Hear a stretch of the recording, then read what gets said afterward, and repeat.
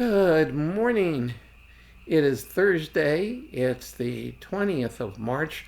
Our Lenten reading is from Mark 10:35 to 45, and I'm going to be reading verses 43 to 45. Whoever wants to be great among you shall be your servant, and whoever wants to be first among you shall be slave of all. For even the Son of Man did not come to be served, but to serve and to give his life a ransom for many. Christ was the ultimate example of humility, of servanthood, that God was willing to become one of his own creations and live amongst us for 33 years itself was pretty humiliating. But then to go to the cross to pay the price for the sins of every single person, although that payment's only efficacious to those who accept it.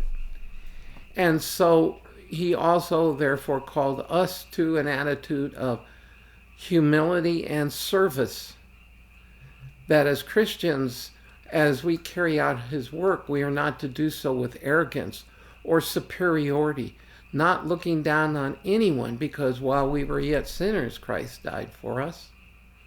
And so he modeled how he wants us to behave.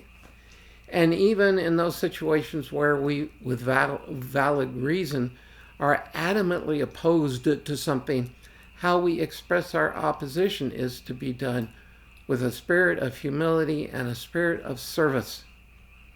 And that is how we demonstrate the difference between ourselves and the world.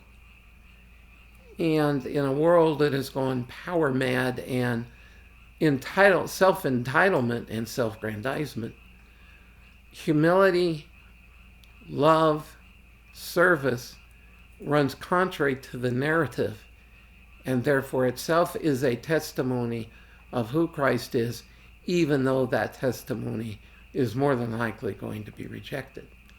So look to Christ's example and ask the Spirit to help you model that same example in your own life, and you'll be blessed accordingly. And I'll see you again tomorrow.